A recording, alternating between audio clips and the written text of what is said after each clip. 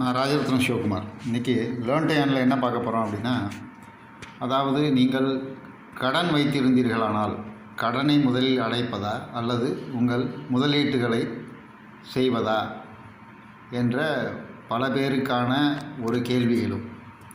இந்த கேள்விக்கான விடை என்னவென்றால், நீங்கள் பணத்தை சேர்த்து பணக்காரராக வேண்டும் என்றால் முதலீடு செய்ய வேண்டும்.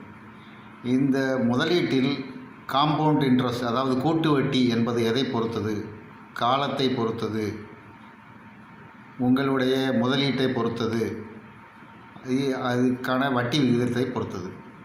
வட்டி விகிதம், உங்கள் முதலீடு, காலம், இது மூன்றையும் எடுத்துக்கொண்டால் அது மூன்றில் மிகவும் முக்கியமானது காலம், நேரம், டைம்.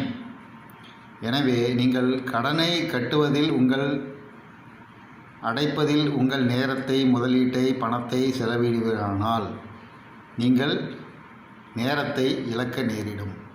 எனவே உங்கள் கடனை அடைக்கும் நேரத்திலேயே பகுதியான பணத்தை முதலீடுகளில் நீங்கள் முதலீடு செய்தால் உங்கள் கடனும் அடையும், உங்கள் முதலீடும் வளரும். காலம் விரயமாகாமல் முதலீடுகளை தொடருவதே சிறந்தது. எனவே கடன் அடைப்பதை விட முதலீடை தொடர்வது சிறந்தது. ஆனால் உங்கள் கடனை அடைப்பதிலேயே நீங்கள் உங்கள் பணத்தை செலவிட்டுவிட்டால் முதலீடு செய்ய முடியாது.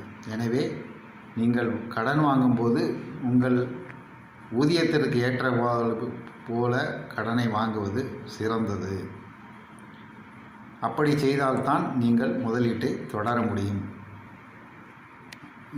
இன்னொன்று வகையில் பார்த்தால், உங்கள் முதலீடுகள் நேரத்தை பொறுத்து விரைவாக வளரும். அதே நேரத்தில் கடன் நீங்கள் நேரத்தை பொறுத்து, அதாவது பணவீக்கத்தின் பொறுத்து உங்கள் கடனின் நீங்கள் செலுத்துகின்ற பணம் மதிப்பை இழந்து கொண்டே இருக்கும். எனவே முதலீடை தாமதம் செய்தால் நீங்களும் விரைவில் பணக்காரராகலாம். கடனை அடைப்பதை விட முதலீடு தொடர்வது சிறந்தது, சாலச் சிறந்தது.